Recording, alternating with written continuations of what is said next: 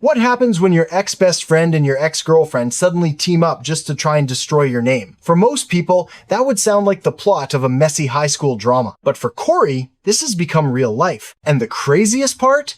The whole plan backfired so badly that the internet can't stop laughing at how desperate it all looked.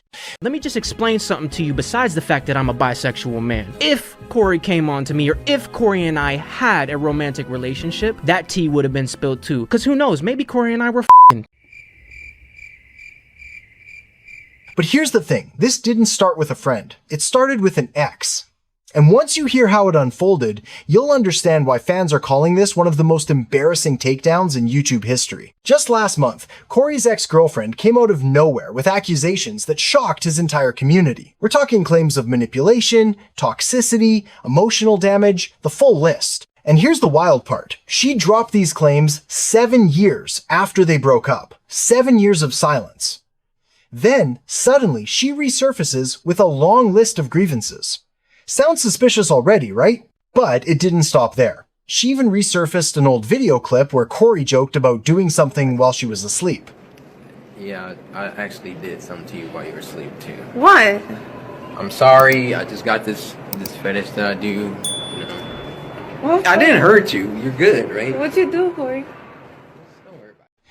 On its own, it was clearly sarcasm, but with her caption slapped on top, it suddenly painted him in the worst possible light. For a moment, things looked messy. The timing, the clip, the captions, it all lined up just enough to create doubt. But then, Cory's community stepped in. They fact-checked everything, compared timelines, dug into receipts, and the narrative fell apart almost instantly. In just 24 hours, the entire house of cards collapsed.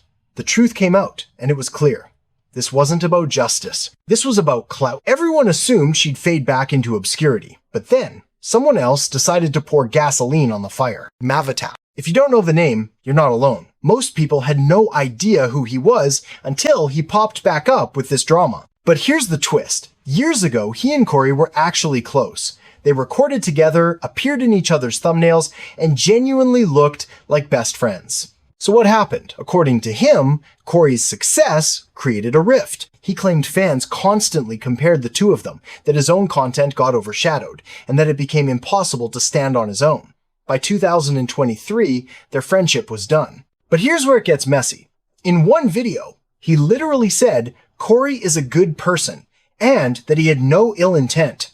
And positive, good energy and good people, and Cory is a good person. I in no way, shape, or form mean any disrespect or any, this is not to defame. I mean no ill will towards Cory at all. Yet not long after, he dropped a 42-minute exposé titled The Hidden Life of CoryX. That doesn't exactly sound like a friendly send-off. And this is where the story takes a wild turn, because Mavatac didn't do this alone. That's right. Mavatac teamed up with Cory's ex-girlfriend, the same one whose claims fell apart just a month earlier. Two people from Cory's past, both feeling bitter, both craving attention, suddenly united against him. And together, they thought they could take him down. But instead of dropping shocking revelations, their video turned into a 42-minute mess. It was filled with recycled accusations, old frustrations, and endless rambling. The result? Absolute disaster. The video racked up over 22,000 dislikes in less than a day, with the comments section roasting them both. What was meant to be a bombshell turned into comedy. You'd think they'd see the backlash and stop. But instead, things spiraled even further. After that expose flopped, Mavatac tried again. He uploaded another video, this time with the title suggesting Cory had responded. Viewers rushed in expecting drama, but when they clicked, nothing. Cory hadn't responded at all. Instead, Mavatac staged a phone call, dialed Cory on camera, and straight to voicemail. That was the big response. Instead of cutting his losses, he doubled down, mocking random comments from his critics for the rest of the video.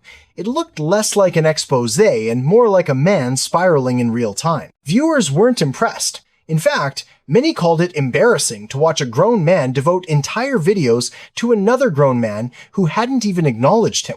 But if you thought that was awkward, just wait until you hear what he did next. As if things weren't already embarrassing, Mavatac posted yet another video, a best moments compilation of his old collabs with Cory. Yes, the same guy who tried to expose him with an X was now reminiscing about their good times together. If that doesn't scream obsession, what does? At this point, the pattern was impossible to ignore. Every video, every thumbnail, every desperate attempt for views, it all revolved around Cory.